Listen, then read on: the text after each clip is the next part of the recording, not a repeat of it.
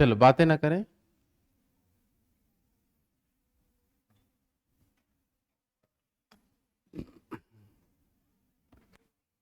यहां तक कल पढ़ चुके हैं ना, देख लो। गंगा नदी के तट तक देख चुके थे। चलो सीधा आगे बताऊं क्या? चलो गंगा का देख लो। दो प्रकार की सहायक नदी अब हम लोग पढ़ेंगे। पहली जो सहायक नदी रहेगा जिसका नाम क्या रहेगा? दक्षिणी सहायक। क्या पढ़ेंगे? देखो, यहां से उतना अधिक तो क्वेश्चन नहीं बनेगा। जो मेन मेन क्वेश्चन होगा उसको आपको अच्छे से याद रखना है। जैसे दक्षिणी सहायक में जो भी नदी आना है उसमें देख लो, सबसे पहले कौन सा नदी हमारा है? यमुना है, चंबल, इसके अलावा काली सिंध, बेतवा, केन, टोन, सोन, ऐसे करके कुछ कुछ मुख्य नदियां में से इतना आपको याद रखना है, ठीक है ना? आ रहा समझ में? तो एक एक करके देखते हैं, कुछ कुछ अधिक खास बातें होंगी, उसको समझना है, ठीक है? पहले एक बार याद कर लो, सबसे पहले क्या है बताओ? सबसे पहला यमुना, दूसरा में, दूसरा चंबल, तीसरा, तीसरा में काली सिंध, चौथा बेतवा, चौथा में, पांचवा केन, छठवा में टोन्स, और सातवां में क्या है? सोन।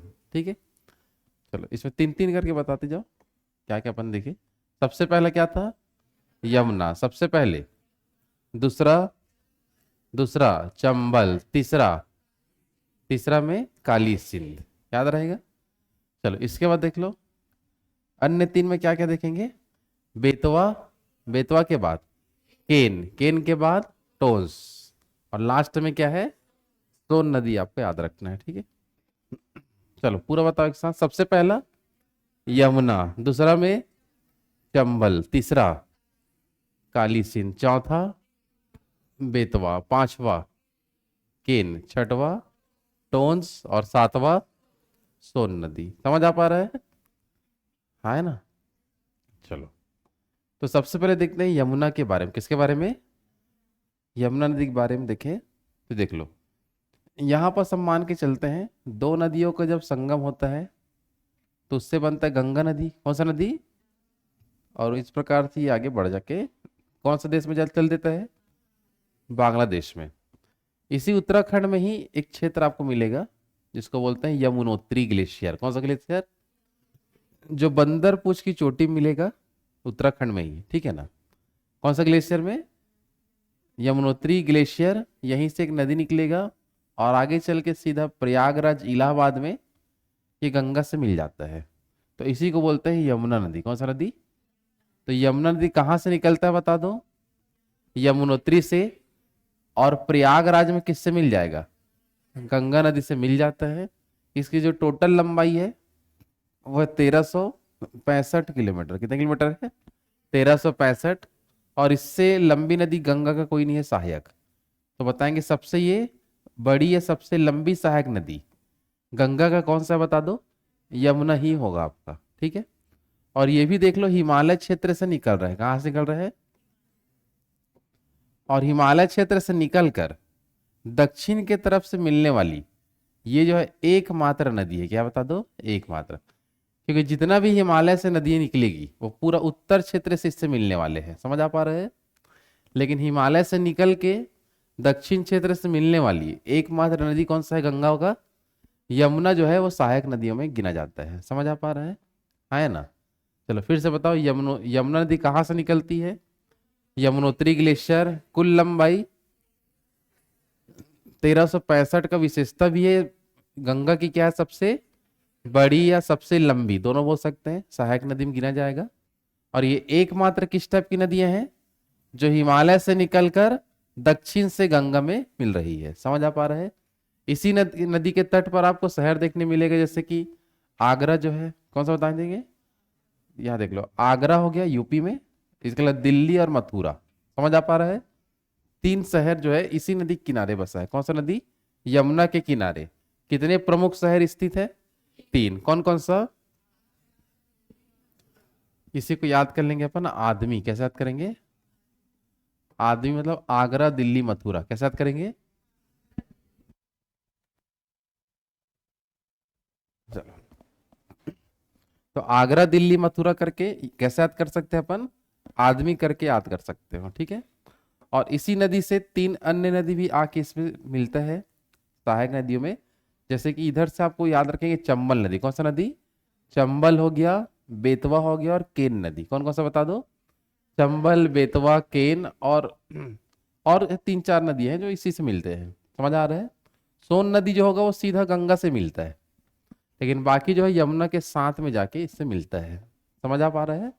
तो जो भी अन्य नदी देखेंगे वो यमुना का साथ में मिल जाता है। ठीक है, तो यमुना के बारे में इतना आपको याद रखना है। मुख्य में यमुना की मुख्य सहायक बोलेगा तो चंबल, बेतवा और क्या बताएंगे? केन। लेकिन इसके अलावा भी और भी है इसका। ठीक है, लेकिन ज्यादातर नाम इन तीनों का देता है। किसकी सहायक में? यमुना की सहायक। तो यमुना का तो है, साथ ही साथ वो गंगा का भी होगा, क्योंकि गंगा तंत्र के अंतर्गत वो आ रहा है। आया समझ में? है ना? चलो बताओ, यमुना नदी कहाँ से निकलती है? यमुनोत्री ग्लेशियर। कहाँ विसर्जित होती है? प्रयागराज में। ठीक है ना? कितनी लंबाई है टोटल? 1365 की विशेषता क्या है? सबसे लंबी या सबसे बड़ी सहायक है गंगा का, है ना? और किस क्षेत्र से गंगा से मिलती है? तो दक्षिण क्षेत्र से होते हुए कहाँ मिलेगा? गंगा। ये एकमात्र ऐसी नदी है जो हिमालय क्षेत्र से निकल के दक्षिण से मिल जाता है। समझ आ पा रहा है? कौन कौन से शहर इसके तट पे है बता दो? आगरा, दिल्ली, मथुरा। प्रमुख सहायक में क्या क्या बताओगे? चंबल, बेतवा, केन, ये प्रमुख सहायक में है, यमुना में आएगा। ठीक है, चलो इसी में से देखते हैं आगे चंबल नदी के बारे में। किसके बारे में? चलो, चंबल नदी जो होता है ये आपका जो मध्य प्रदेश स्टेट है, कौन सा है? तो मध्य प्रदेश में एक पहाड़ी है जिसका नाम है आपका जाना पाव। कौन सी पहाड़ी है? जाना पाव। ये आपका महू एमपी क्षेत्र में पड़ता है। तो जाना पाव पहाड़ी से निकलता है, और जाना पाव पहाड़ी महू क्षेत्र से एक चोटी है जिसका नाम है सिंगार चौरी चोटी। क्या है बता दो? सिंगार चौरी की जो चोटी है वहीं से निकलता है। लेकिन वो पहाड़ी का नाम क्या है जहां से निकलता है? जाना पाव की पहाड़ी। उसी पहाड़ी पर कौन सी चोटी स्थित है? सिंगार चौरी की चोटी। वहीं से कौन सा नदी निकलेगा? चंबल नदी। कौन सा नदी? चंबल। और ये सबसे पहले देख लो, चंबल नदी मध्य प्रदेश से निकलेगा, और मध्य प्रदेश के बाद ये जाता है मुख्य रूप से राजस्थान। कहाँ जाएगा? और राजस्थान के बाद जाएगा उत्तर प्रदेश। कहाँ जाएगा? और उत्तर प्रदेश में ये मिल जाता है यमुना से। किससे मिल जाता है? और यमुना इसको लेके कहाँ जाएगा? गंगा में। आ रहा समझ में? तो कितने राज्य में बहती है? 3 राज्यों में। कौन कौन सा? मध्य प्रदेश, राजस्थान और उत्तर प्रदेश में बहेगा। समझ आ रहा है? और इटावा के समीप कहां पर बता दो? इटावा के समीप यह किससे मिल जाता है? यमुना नदी से मिल जाएगा। इटावा के समीप किससे मिल जाएगा? यमुना से मिल जाता है। समझ आ पा रहा है? इसी नदी पर कुछ कुछ डैम हैं, जैसे कि यहाँ पास मध्य प्रदेश में जो बांध है जिसको बोलते हैं गांधी सागर बांध। क्या बोलेंगे? तो गांधी सागर बांध कहाँ है बता दो? मध्य प्रदेश में। राजस्थान में 2 ठो डैम आपको याद रखना है, पहला ये दूसरा। 2 डैम यहां से याद रखना है, जिसमें से पहला नाम देख लो आपको क्या मिलेगा? जवाहर सागर। क्या बताएंगे? जवाहर सागर। और एक है राणा प्रताप सागर। ठीक है, तो 3 डैम यहां से याद रखना है। पहला डैम कहाँ है बता दो? मध्य प्रदेश में। कहाँ है? मध्य प्रदेश में। क्या नाम से? गांधी सागर। तो क्वेश्चन सिंपल वैसे ही आएगा कि गांधी सागर बांध कौन से नदी पर है, ऐसा करके। कौन है भाई? ये मड़ई वाला खिलौना वाला है क्या? ठीक, ऐसे आता है आवाज क्या? चलो बता दो, गांधी सागर बांध किस कौन से नदी पर है? अरे कैसे इतना सोच के बताया, बहुत। कौन सा नदी पर है? चंबल नदी। कौन से राज्य में? मध्य प्रदेश। इसके अलावा गांधी सागर, जवाहर सागर दोनों, सॉरी सॉरी मैं बोला, जवाहर सागर और राणा प्रताप दोनों कहाँ मिलेगा? कौन से नदी पर? चंबल नदी पर ये स्थित है। आया समझ में? और इसकी भी कुछ कुछ सहायक नदियां हैं, जैसे कि काली सिंध नदी हो गया, पार्वती, क्या फिर लिखा है, तिप्ता नदी, बनास नदी। ये सब किसकी सहायक है? चंबल नदी की सहायक नदी पूछेगा तो ये सब नाम बताना है। समझ आ पा रहा है? तो चंबल की सहायक में क्या क्या नाम आएगा बताओ? काली सिंध, पार्वती, सिप्ता और बनास। फिर से बोलो, काली सिंध, पार्वती, सिप्ता और बनास। तो ये सब किसकी सहायक में आएगा? चंबल नदी। समझ आ रहा है? तो गंगा की दक्षिणी सहायक में देखो, सबसे पहले हम यमुना देखें, और यमुना में अन्य सभी नदियां मिलेंगी कुछ कुछ को छोड़ के। बाकी जो भी अपन देखेंगे, दो मेन था आपका, यमुना के बाद चंबल नदी आपको अच्छे से याद रखना है। बाकी कुछ कुछ नदियां हैं जिसका थोड़ा बहुत जानकारी याद रखना है, और ज्यादा कुछ खास नहीं रहता उसमें। समझ आ पा रहा है? जैसे कि नेक्स्ट हमारा कौन सा नदी देखेंगे? बेतवा नदी। कौन सा नदी? तो बेतवा नदी कहाँ से निकलती है बोलेंगे तो मध्य प्रदेश से निकलता है, और यूपी में यमुना से मिल जाएगा। यूपी में किससे मिल जाता है? तो बेतवा नदी भी किसकी सहायक में गिना जाएगा? यमुना। और इसी का ही प्राचीन नाम है वेत्रवती नदी। क्या बोलते हैं? वेत्रवती। और ये इसमें देख लो, जो मध्य प्रदेश का जो सांची शहर है और विदिशा जो है, वो इसी बेतवा नदी के किनारे बसा है। समझ आ रहा है? तो बेतवा के किनारे दो शहर कौन कौन सा बता दो? सांची और विदिशा। क्या बताएंगे? सांची और विदिशा दोनों किस नदी के किनारे है? बेतवा नदी के किनारे मिलेगा। आ रहा समझ में? चलो नेक्स्ट हमारा आएगा केन नदी। कौन सा नदी? केन नदी निकलता है कैमूर पर्वत क्षेत्र से। एमपी क्षेत्र में जो कैमूर पर्वत का हिस्सा है वहां से निकलता है, और यूपी में जाके किससे मिल जाएगा? यमुना से। तो ये भी यमुना की ही क्या है बता दो? सहायक। आ रहा समझ में? और केन नदी ये वाला और बेतवा नदी को आपस में जोड़ी गई थी 2005 में, 25 अगस्त 2005 में जोड़ा गया था। किस परियोजना के तहत जोड़ा गया? नदी जोड़ो परियोजना के तहत जोड़ा गया। समझ आ रहा है? और नदी जोड़ो परियोजना को ही कहा जाता है अमृत क्रांति। क्या बोलते हैं? अमृत क्रांति के नाम से जानते हैं। तो अमृत क्रांति या नदी जोड़ो परियोजना के तहत सबसे पहले कौन से दो नदियों को जोड़ा गया था नहरों के माध्यम से? केन और बेतवा नदी को। कौन सा नदी को? और केन बेतवा नदी को जोड़कर आपस में जोड़ा गया, और किसको जल की आपूर्ति कराया गया? बुंदेलखंड को। किसको कराया गया?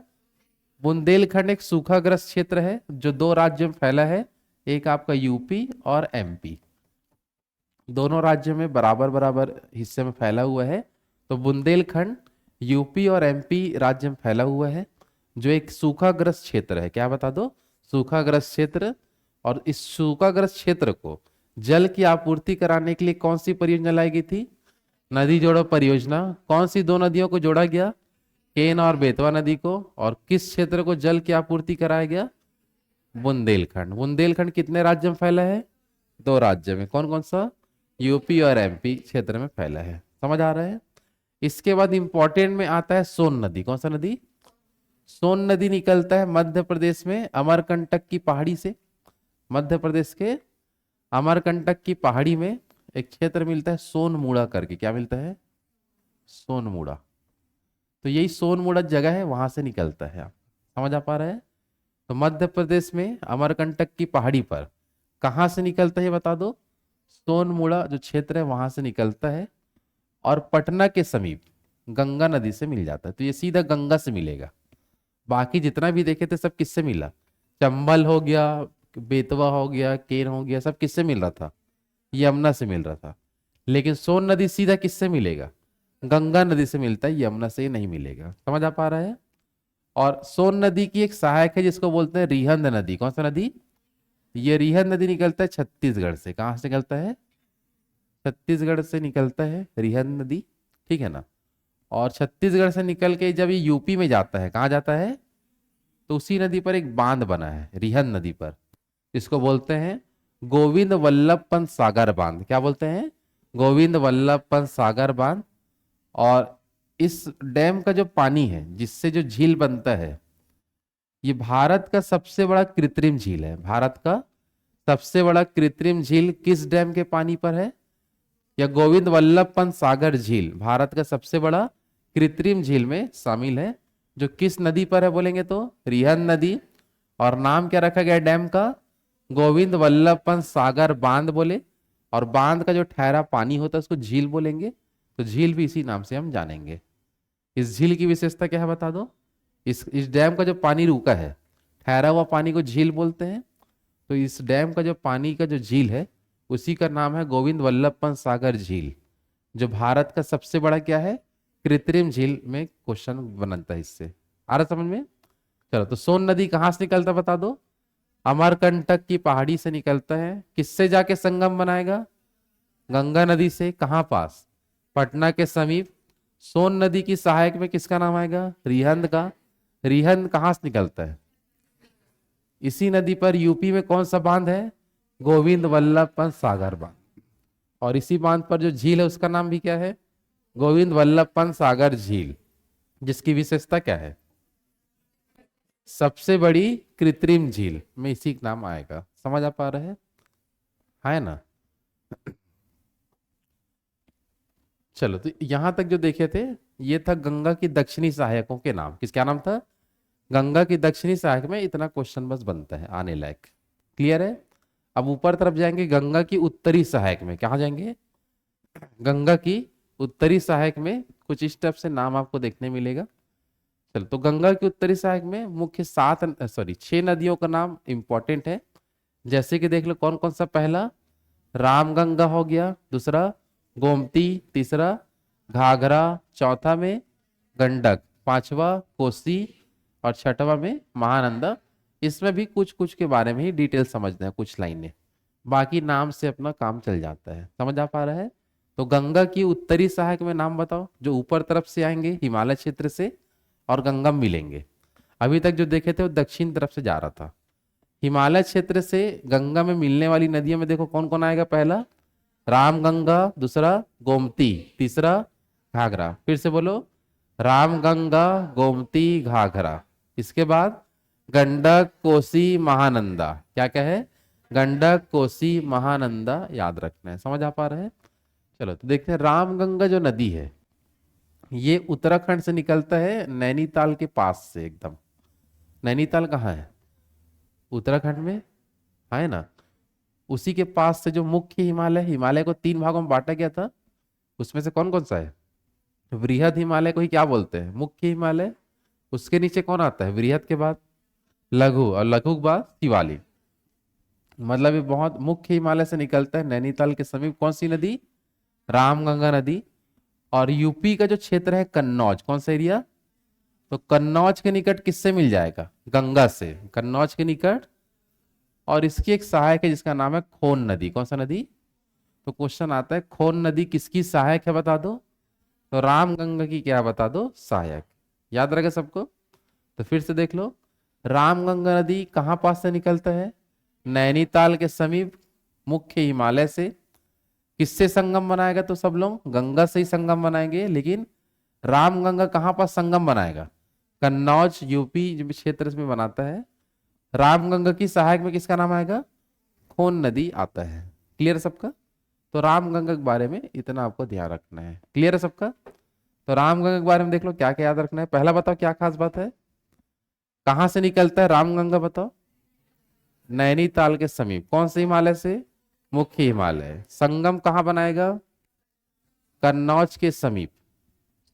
किस नदी से? गंगा नदी से। और एक सहायक नदी उसको याद कर लो, कौन सा है? खोन नदी। समझ आ पा रहा है? गोमती नदी देख लो, ये भी गंगा की उत्तरी सहायक है। और जितनी भी उत्तरी सहायक है सब पहाड़ी इलाकों से निकलता है, लेकिन गोमती नदी निकलता है मैदानी इलाकों से। कौन से इलाकों से? तो गंगा की उत्तरी सहायक नदियों में कौन सी नदी ऐसी है जो पहाड़ी क्षेत्र से ना निकल के मैदानी क्षेत्रों से उसका उद्गम हुआ है? तो क्या बताओगे? गोमती नदी ऐसा होता है। समझ आ रहा है? और गोमती नदी के तट पर 2 शहर है, एक लखनऊ और एक जौनपुर। क्या क्या बताओगे? लखनऊ और जौनपुर दोनों ही यूपी में है। और दोनों ही किसके किनारे बसे हैं? गोमती नदी के किनारे 2 प्रमुख शहर क्या क्या है बता दो? लखनऊ और जौनपुर याद रखना है। समझ आ पा रहा है? गोमती को ही संत वशिष्ठ की पुत्री कहा जाता है। क्या कहा जाता है? संत वशिष्ठ की पुत्री किसे कहते हैं? गोमती नदी को।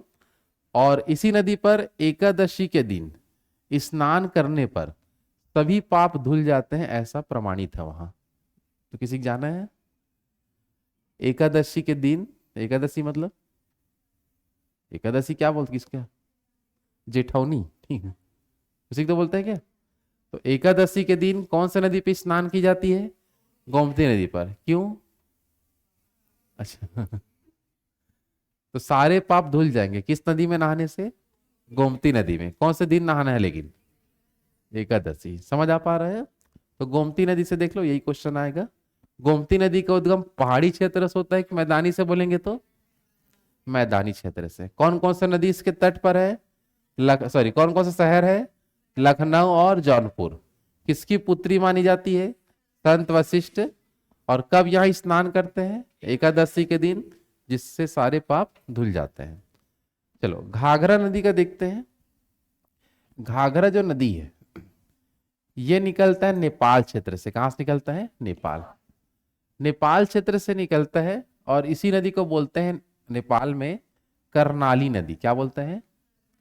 या इसी को बोलते हैं कौरियाला। दोनों इसी का ही नाम है, कर्णाली नदी और कौरियाला। दोनों किसका नाम है? घाघरा। और ये कहां से निकलता है? तो नेपाल में एक है मप्सा तुंग ग्लेशियर। कौन सा ग्लेशियर? मप्सा तुंग ग्लेशियर। जहां से कौन सा नदी निकलता है? घाघरा नदी। और ये मुख्य रूप से सारण या बलिया जो क्षेत्र है यूपी वाला, वहां आके किससे मिल जाता है? गंगा नदी से मिल जाता है। यूपी में निकलता कहां से है? नेपाल से। और यूपी में बलिया यूपी क्षेत्र में आके किससे संगम बनाएगा? गंगा से संगम बनाता है। और ये जो घाघरा नदी है ये नेपाल क्षेत्र में एक विशेष गड्ढे का निर्माण करता है और उस निर्माण करके वो आगे बढ़ता है। और एक गड्ढा जो है 180 मीटर गहरा है। कितने मीटर गहरा? जैसे इस प्रकार से बहता है, एकदम गड्ढे का निर्माण करके वो आगे से बढ़ता है। आ रहा समझ में? तो गड्ढे का निर्माण करके आगे बढ़ता है, लेकिन गहरा पूरा भरा हुआ रहता है और नदी इसी के ऊपर से बहते रहता है, तो उतना पता नहीं चलता। वो समझ आ पा रहे हैं? तो इसी को बोलते हैं शीश पानी गड्ढा। क्या बोलते हैं? तो शीश पानी गड्ढे का निर्माण कौन सी नदी किया है? घाघरा नदी। और शीश पानी जो गड्ढा है ये है नेपाल में। कहाँ है बता दो? नेपाल ऊपर, नेपाल के नीचे यूपी मिल जाएगा। समझ आ पा रहा है? तो शीश पानी गड्ढे से होकर कौन सी नदी बहती है? घाघरा नदी। शीश पानी गड्ढा जो है कितने गहरा है? 180 मीटर है, पूरा गहरा गड्ढा है, जिसका निर्माण कौन सी नदी की है बता दो? घाघरा नदी। गोमती नदी किस क्षेत्र से निकलता है? पहाड़ी की मैदानी? मैदानी। एकमात्र ऐसा है बस। समझ आ पा रहा है? घाघरा नदी का उद्गम पूछा जाता है बार बार, कहां से होता है? मप्सा तुंग ग्लेशियर नेपाल। और नेपाल से आएगा यूपी। और सारण बलिया जिले के सीमा में किससे मिल जाता है? गंगा से। कौन से गड्ढे का निर्माण किया है? 30 पानी गड्ढा। कितना गहरा है? 180 मीटर गहरा गड्ढा होता है। समझ आ पा रहे हैं? हाँ कि नहीं? चलो उत्तरी सहायक में नेक्स्ट हम देखेंगे गंडक नदी के बारे में। किसके बारे में? तो गंडक नदी जो होता है इसका भी उद्गम होता है नेपाल से। कहां से होता है? और नेपाल के बाद ये सीधा जाता है बिहार। कहाँ जाता है? और बिहार में पटना के समीप किससे मिल जाएगा? गंगा से। तो दो नदी देखो नेपाल से हमको देखने मिला। नेपाल से सीधा यूपी क्षेत्र में आएगा वो कौन सा है? घाघरा। और नेपाल से बिहार में आएगा वो कौन सा है? गंडक। ठीक है। और इसी को बोलते हैं शालीग्राम नदी। कौन सा नदी? ये इसी को बोलेंगे नारायणी नदी। ये सब नेपाल में बोला जाता है। ठीक है। कौन कौन सा बता दो? शालीग्राम और नारायणी। ये किसका नाम है? गंडक का। और कर्णाली और कौरियाला घाघरा। कर्णाली कौरियाला किसका है? घाघरा का। क्लियर है सबका? है ना? गंडक की दो प्रमुख सहायक है, जैसे काली गंडक और एक है त्रिशूल गंगा। कौन सी गंगा?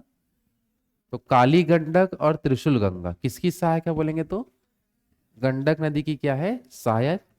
और इसी गंडक नदी पर नेपाल क्षेत्र में जाओगे तो गोल गोल पत्थर मिलते हैं इसी नदियों में। उसी पत्थर को बोलते हैं शालीग्राम। क्या बोलते हैं?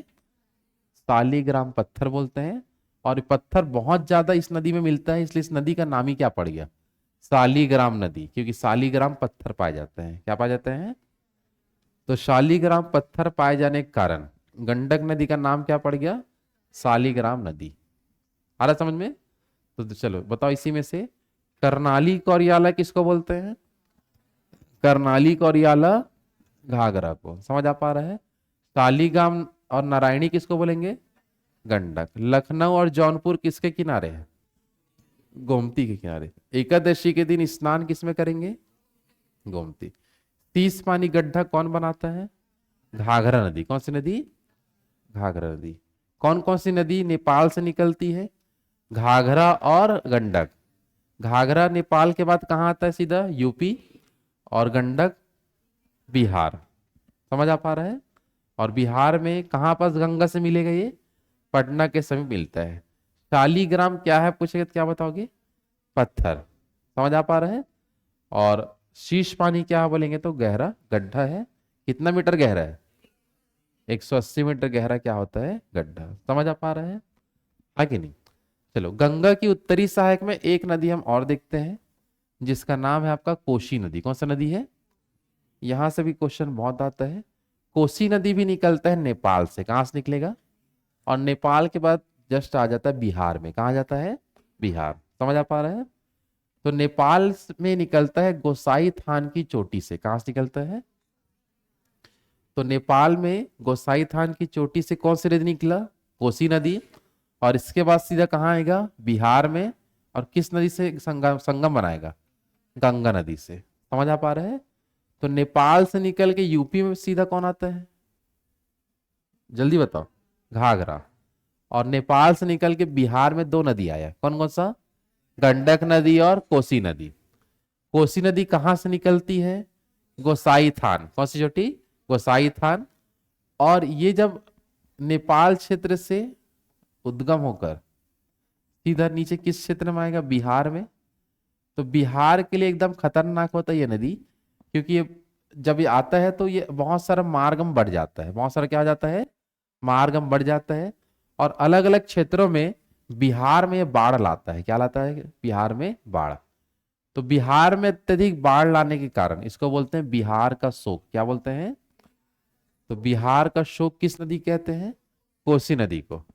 क्योंकि जब ये आता है नेपाल क्षेत्र से बिहार में जब एंट्री लेता है तो बहुत सारा डेल्टा क्षेत्र को यहाँ लाके जमा कर देता है। और वो डेल्टा क्षेत्र में आने के बाद वो अपना मार्ग कईयों सारा से बदल लेता है। कई सारा मार्ग में चलता है उसके बाद।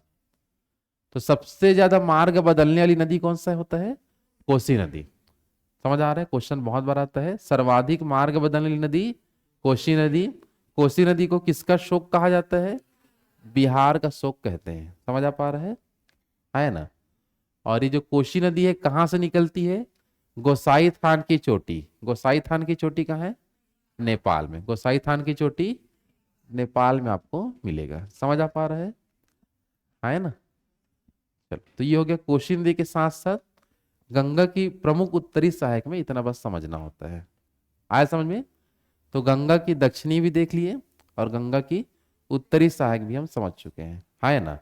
तो गंगा की दक्षिणी में हम 7 नदियों का नाम देखे हैं, लेकिन विशेषता में कुछ कुछ कई बस पढ़ते हैं। उत्तरी सहायक में कितना देखे? 6 नदियों का नाम हम लोग समझे हैं। तो नदी कम से कम आपको याद रखना है ना? तो दक्षिणी सहायक में देखो क्या क्या देखे थे। पहला क्या था? यमुना। दूसरा में चंबल। तीसरा काली सिंध। उसके बाद बेतवा। बेतवा के बाद केन। केन के बाद टोंस। और टोंस के बाद सोन।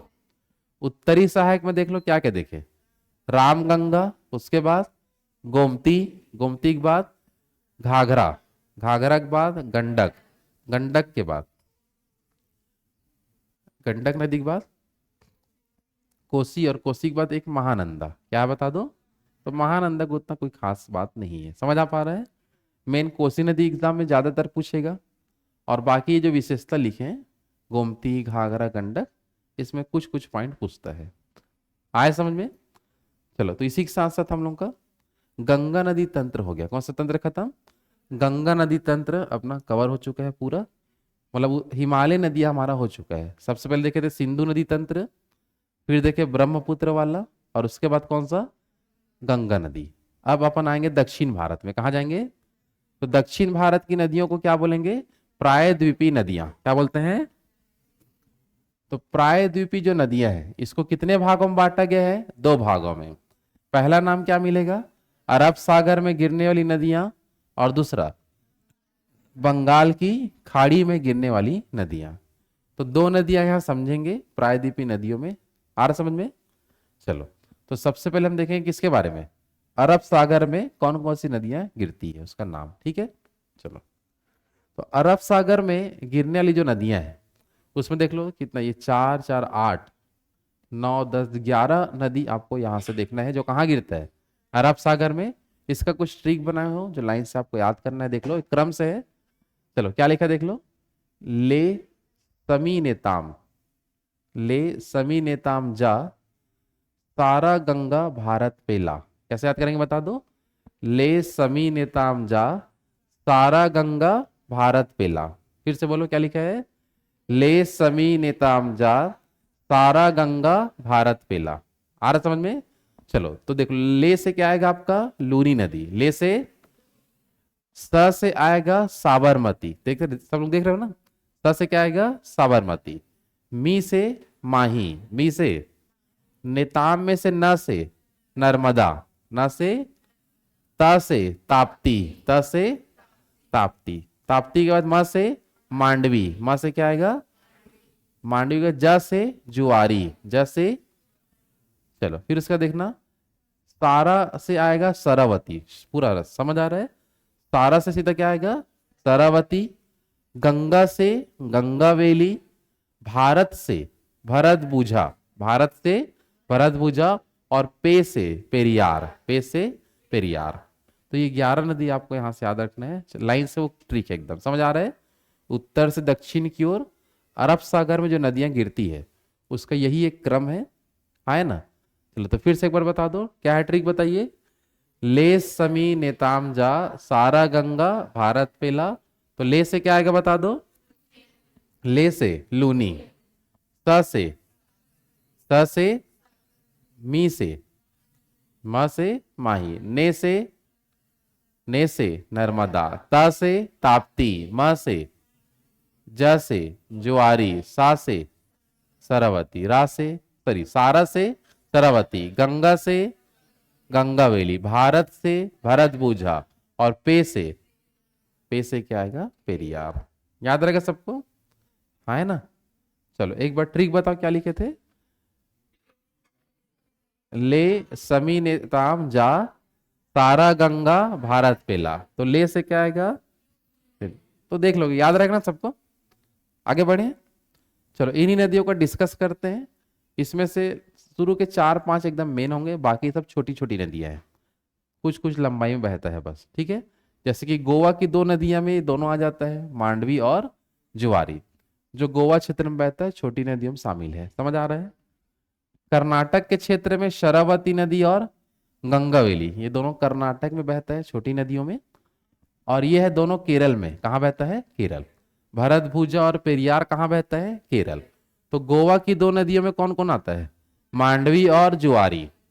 गोवा के नीचे आएगा कर्नाटक, कर्नाटक की 2 नदियों में शरावती और गंगावेली, शरावती और केरल उसके नीचे आएगा। तो केरल की 2 नदी भरतभुजा और पेरियार, तो छोटे छोटे लंबाई में बह के अरब सागर में चल देता है।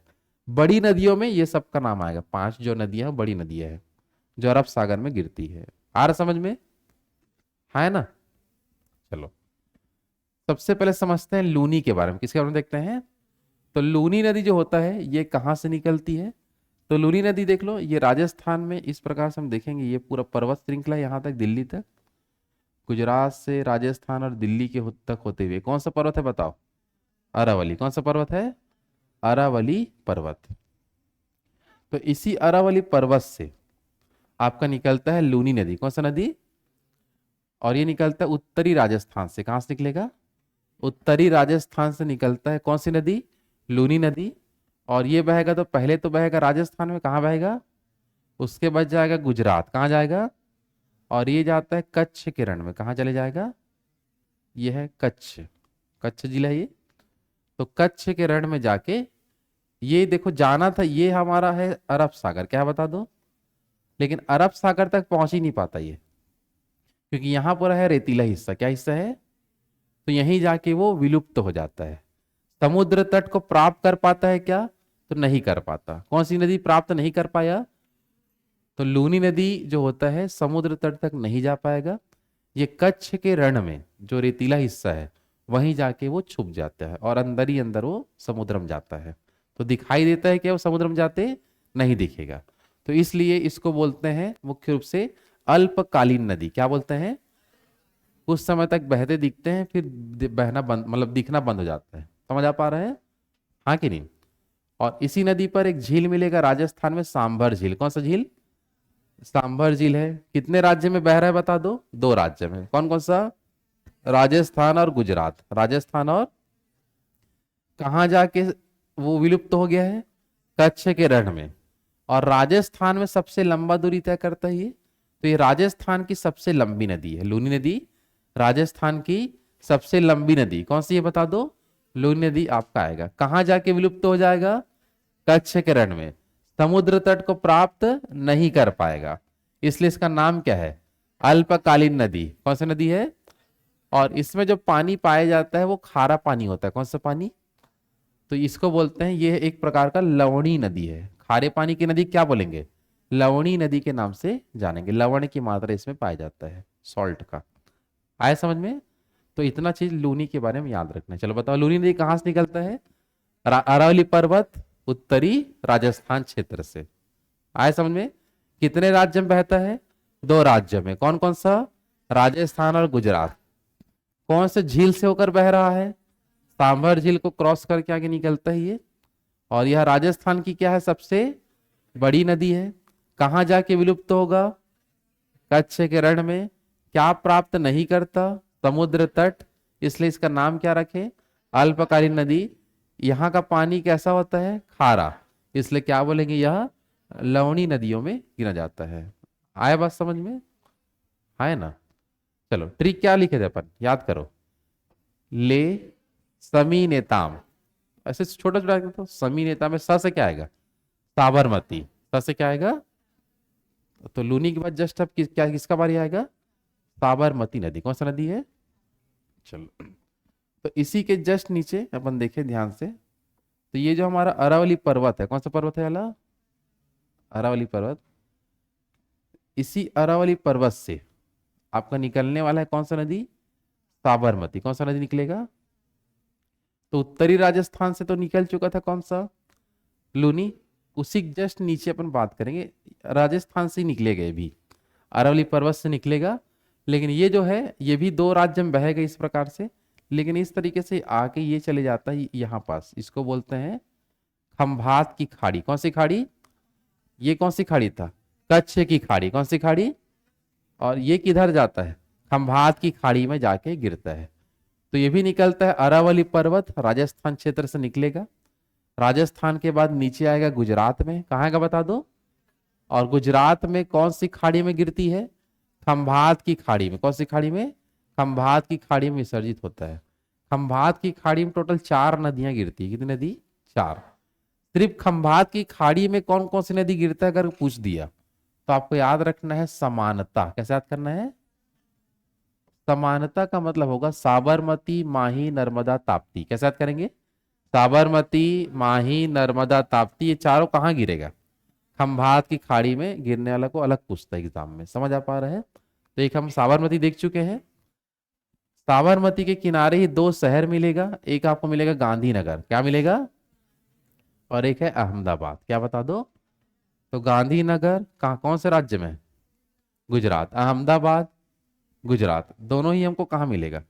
गुजरात में। 2 शहर याद रख लेना। समझ आ पा रहे हैं? है ना? तो साबरमती के किनारे कौन कौन से प्रमुख शहर है बता दो?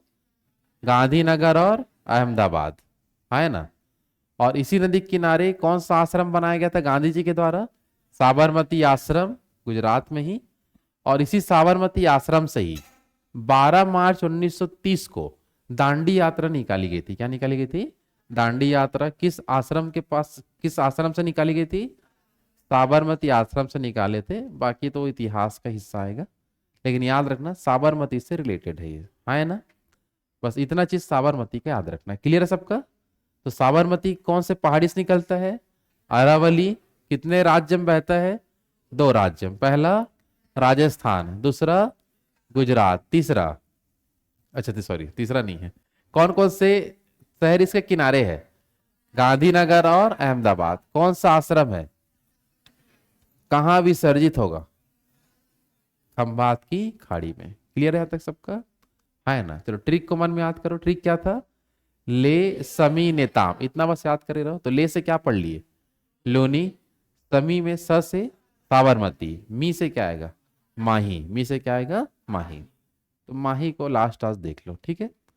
चलो, माही जो नदी है ये निकलता है आपका मध्य प्रदेश से। कहाँ से निकलेगा, तो मध्य प्रदेश वाला जो एरिया है, यहां से निकलेगा कौन सा नदी, माही नदी। और मध्य प्रदेश में निकलता है मेहद झील से। कहां से निकलता है, मेहद जो झील है ये आपका विंध्य पर्वत श्रेणी में आता है। और ये बहेगा 3 राज्यों में। कितने राज्यों में, 3। सबसे पहले देख लो ये जाता है कहाँ, आपका मध्य प्रदेश से निकलेगा। उसके बाद ये नदी जो बहेगा ये बहेगा आपका कहाँ, राजस्थान। कहाँ जाएगा, और राजस्थान के बाद ये नीचे आएगा और ये जाएगा कहाँ, खंभात की खाड़ी में। कहाँ जाएगा बता दो, खंभात की खाड़ी में इस प्रकार से गिरेगा, आए ना। तो ये भी खंभात की खाड़ी में विसर्जित होगा। कितने राज्य में बहता है, 3 राज्य में। पहला बता दो मध्य प्रदेश, उसके बाद राजस्थान, और तीसरा में गुजरात। तीसरा में गुजरात। क्लियर है सबका, है ना। चलो, ये जो देखा ना ध्यान से, यहां पास से जो कर्क रेखा गुजरती, कौन सी रेखा गुजरती है, तो कर्क रेखा जब गुजरता है तो ये इसको ना 2 बार क्रॉस करता है। कितने बार क्रॉस करता है, एक ऊपर जाते समय एक बार क्रॉस करेगा और एक बार नीचे आते समय क्रॉस करेगा। और दोनों ही क्रॉस ना करता है राजस्थान में। कहाँ करता है, तो क्वेश्चन आता है कर्क रेखा को 2 बार काटने वाली नदी कौन सी है, तो वह है माही नदी। और ये विश्व में एकमात्र ऐसी है। बस समझ आ रहा है कि कर्क रेखा को कितने बार क्रॉस करेगा, 2 बार। ऊपर जाते समय एक बार और फिर नीचे आते समय एक बार। और दोनों ही जो कटान बिंदु है दोनों कहाँ मिलेगा, राजस्थान में। कहाँ मिलता है, राजस्थान वाला एरिया में मिलेगा। समझ आ पा रहा है, तो फिर से देख लो, माही नदी कौन से झील से निकलता है, मेहद झील। कितने राज्य में बहता है, 3। पहला, दूसरा राजस्थान, तीसरा गुजरात। कर्क रेखा कितने बार काटती है, 2 बार। और ऐसी ये विश्व की क्या है, एकमात्र नदी आपको मिलेगा। समझ आ पा रहा है ना। राजस्थान पर इसी नदी पर जो डैम बना हुआ है उस डैम का नाम भी पूछा जाता है। कौन सा डैम है ये, तो उसको बोलते हैं बजाज सागर बांध। कौन सा बांध, तो बजाज सागर बांध किस नदी पर है, तो माही नदी पर। कौन से राज्य में, राजस्थान। कौन सा राज्य, और राजस्थान में यह है बांसवाड़ा जिला। कौन सा जिला, बांसवाड़ा जिला में ये पड़ता है राजस्थान में, बजाज सागर डैम। कहाँ जाके विसर्जित होगा, खंभात की खाड़ी में। समझ आ पा रहा है। यहां एक लाइन आपको देखने मिलेगा, जो एक ट्रिक लिखा हूं, माली कम भूखा करके। क्या लिखा बता दो, तो माली से देखो क्या आता है, तो माली का मतलब ये होता है, म से आता है मकर रेखा। कौन सा रेखा, और ली से आता है लिम पोपो नदी। कौन सा नदी है, ये इसलिए लिखा हूं क्योंकि जो लिम्पोपो नदी है ये मकर रेखा को 2 बार काटता है। कितने बार काटता है, 2 बार। विश्व में एकमात्र नदी जो मकर रेखा को 2 बार काटता है वो कौन सा है, लिम्पोपो नदी। तो माली समझ आ जाएगा, माली मतलब मकर रेखा, लिम्पोपो नदी। कम का मतलब देखो क्या होता है, कम का मतलब होगा, क से आएगा कर्क रेखा और म से आता है माही नदी। कौन सा नदी, तो कर्क रेखा को 2 बार काटने वाली नदी कौन सा है, माही नदी। तो कम का मतलब समझ जाओगे, है ना। कम मतलब क से क्या आएगा, कर्क रेखा, और म से माही नदी। फिर हमें एक शब्द मिलेगा भूखा। क्या मिलता है, चलो भूखा जो होता है इससे समझना क्या होगा, तो भू से आएगा भूमध्य रेखा। भू से क्या आता है, भूमध्य रेखा। और क से आता है कांगो नदी। कौन सा नदी, ये भूमध्य रेखा को 2 बार काटने वाला विश्व का एकमात्र है। समझ आ पा रहा है ना। तो 3 रेखाएं होती हैं ग्लोब के अंतर्गत। कितनी रेखाएं, 3। चलो, बीचों बीच में कौन सी रेखा, भूमध्य रेखा। ऊपर की ओर कर्क रेखा, नीचे की ओर मकर रेखा। समझ आ पा रहा है ना। तो मकर रेखा को 2 बार कौन काटता है, लिम्पोपो। मकर रेखा को लिम्पोपो, कर्क रेखा को माही, कर्क रेखा को भूमध्य रेखा को कांगो, भूमध्य रेखा को कांगो नदी काटता है। तो ये याद रखना। समझ आ पा रहा है, हाँ कि नहीं। चलो, तो ये हो गया माही नदी के बारे में। किसके बारे में, माही, आए ना। चलो, ट्रिक क्या था बता दो जल्दी से। ले समी नेताम, तो ले से क्या पढ़े, लूनी। समी में स से साबरमती, और म से माही। कल हम आगे पढ़ेंगे नर्मदा से। कहां से पढ़ेंगे, नर्मदा से कल देखते हैं। समझ आ पा रहा है ना। चलो ठीक है।